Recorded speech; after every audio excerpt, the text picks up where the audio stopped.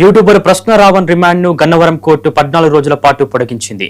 ప్రస్తుతం ఆయన Nellore central jail judicial remand లో ఉన్నారు. ఈ రోజుతో రిమాండ్ ముగియడంతో అతన్ని జడ్జి ముందు వర్చువల్ గా హాజరుపరిచారు. రావణ్ పై ఉపా చట్టం సహా పలు సెక్షన్ల కింద కేసులు నమోదయ్యాయి. ప్రస్తుతం గమన ఇంద్రసేన నాయుడి పోలీసులు అరెస్ట్ ప్రశ్నిస్తున్నారు.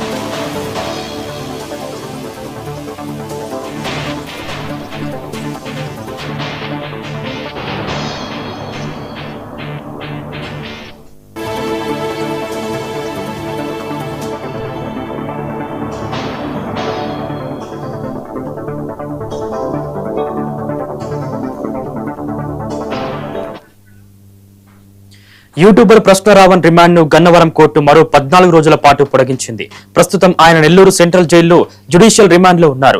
ఈ రోజుతో రిమాండ్ ముగియడంతో అతన్ని జడ్జి ముందు వర్చువల్ గా హాజరుపరిచారు. రావణ్ పై ఉపా చట్టం సహా పలు సెక్షన్ల కింద కేసులు నమోదయ్యాయి. ప్రస్తుతం గమన ఇంద్రసేన నాయుడిని పోలీసులు ప్రశ్నిస్తున్నారు.